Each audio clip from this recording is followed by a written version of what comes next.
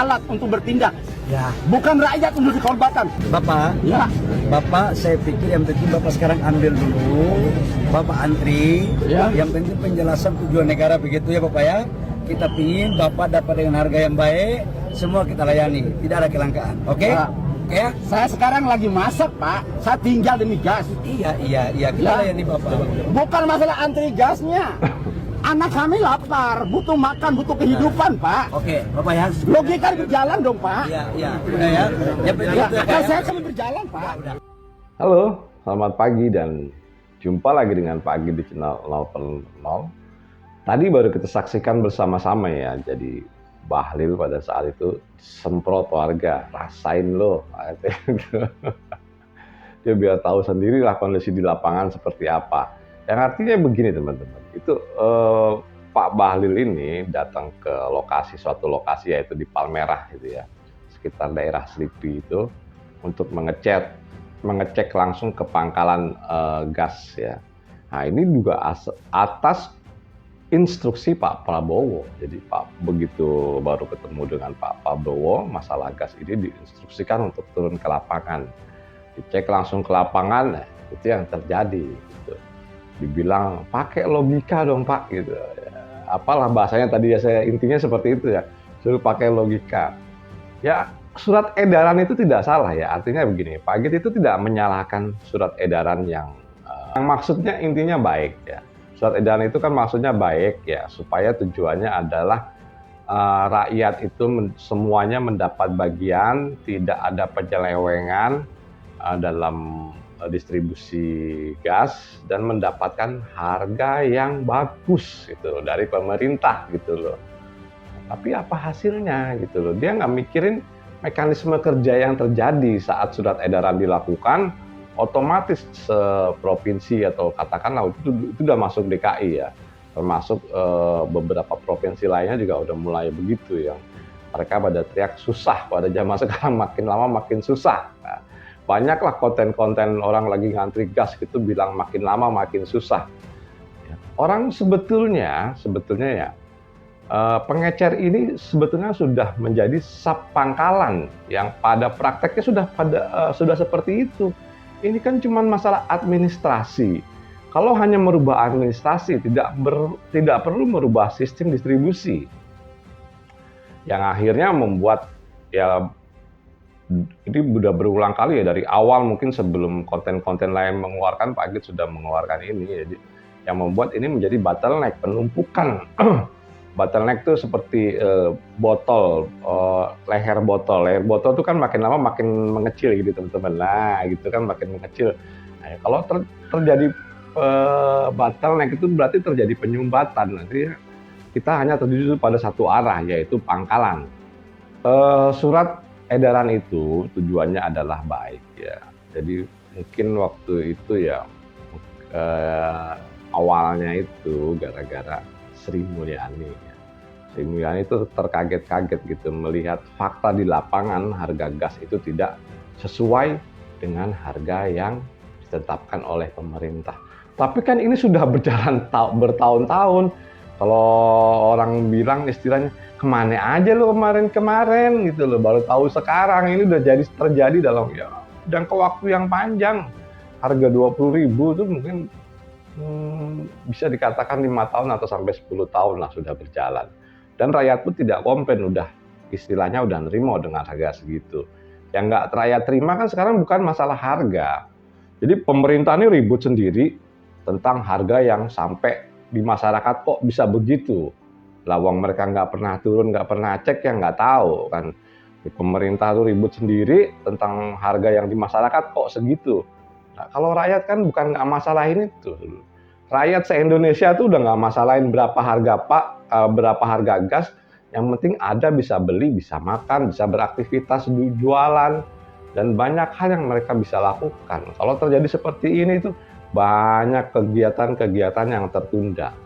Ya bayangin aja setiap orang harus antri, bawa KTP atau fotokopi KTP dan itu hanya mendapat jatah satu. Yang Pak Git dapat info ya, ini sebagai contoh aktual saja gitu di daerah Pak Git ini ya, ada pengecer gas ya.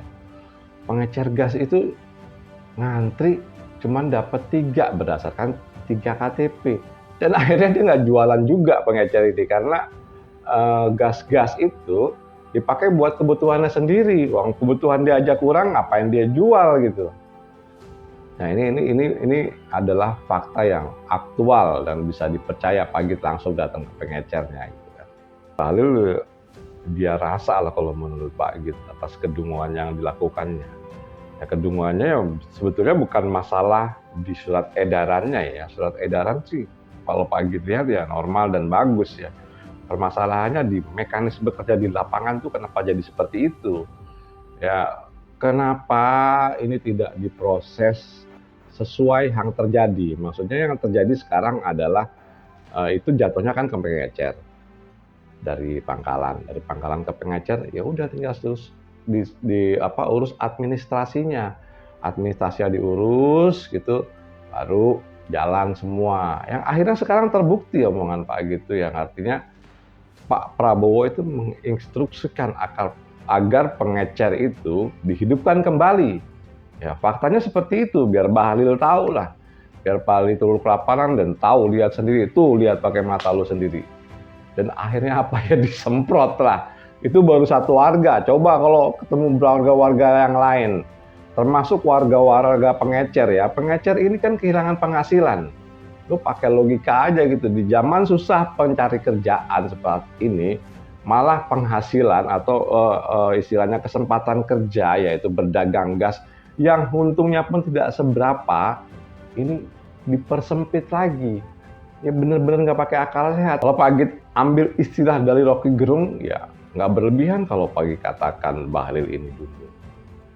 Baik teman-teman, dalam hal ini kita ambil kesimpulan saja ya, menurut Pak Git ini sudah istilahnya di puncaknya lah prosesnya ini.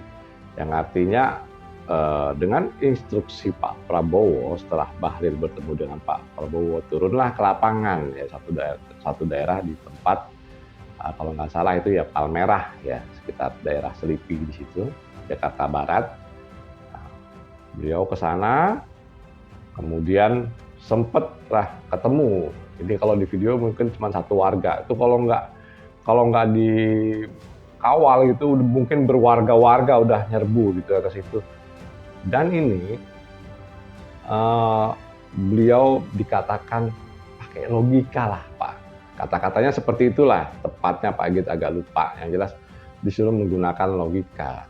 Yang terjadi dalam hal ini adalah, ya seperti itu yang dikatakan warga adalah benar. Kalau beliau tidak menggunakan logikanya dalam hal mekanisme kerja ya, bukan surat edaran dari Kementerian SDM. Kalau kita lihat surat dari Kementerian SDM ini tujuannya adalah baik ya. Jadi agar gas itu tepat sasaran, kemudian harganya juga sesuai yang pemerintah mau. Yang sebetulnya harga yang pemerintah mau itu yang diributin pemerintah sendiri. Artinya rapat-rapat internal pemerintah, bukan warga. Dari masyarakat itu tidak ada yang mempermasalahkan harga ya. Seperti yang dipermasalahkan oleh Sri Mulyani itu nggak ada.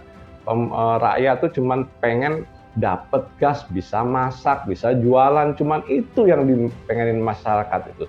Sederhana lah yang dipengenin rakyat itu, tidak masalahnya jelimet ini kenapa sampai di sini harganya beda. Nah itu kan kesalahan sistem mereka yang controlling pada distribusi itu tidak bagus ya. Ini jelas-jelas kesalahan atau tanggung jawab pemerintah masalah harga. Dengan tanggung jawab ini mereka akan memperbaiki, jangan mengorbankan rakyat. Yang kita bisa lihat sendirilah, tempatnya jauh, antrinya lama, itu yang terjadi pada saat ini. Mudah-mudahan setelah Bahlil ini turun dan pengecer dibuka kembali, distribusi aman seperti kemarin. Menurut Pak Git ini cukup sekian karena ini masalahnya juga bukan masalah-masalah yang ruwet sekali ya. Jadi kalau bisa dikatakan ini seperti gibah, seperti ngomongin orang, seperti ngomongin Bahlil yang manajemennya nggak beres, tapi berdasarkan bukti dan fakta yang ada. Oke teman-teman, menurut Pak Git cukup sekian dan terima kasih.